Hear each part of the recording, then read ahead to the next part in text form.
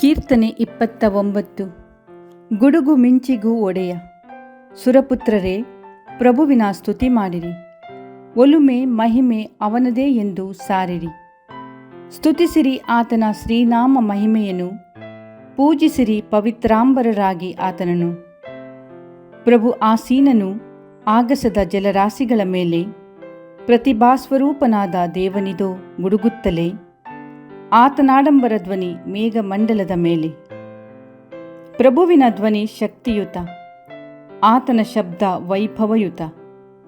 ಆತನ ಗರ್ಜನೆಗೆ ಮುರಿದು ಬೀಳುವುವು ದೇವದಾರು ಮರಗಳು, ಹೌದೌದು, ಸೀಳಿ ಹೋಳಾಗುವುವು ಲೆಬನೋನಿನ ಮಹಾವೃಕ್ಷಗಳು. ಜಿಗಿಯುವುದು ಲೆಬನೋನ್ ಪರ್ವತ ಎಳೆಗರುವಿನಂತೆ, ನೆಗೆಯುವುದು ಗಿರಿ ಸಿಯೋನ್ ಕಾಡೆಮ್ಮೆಯ ಕರುವಂತೆ.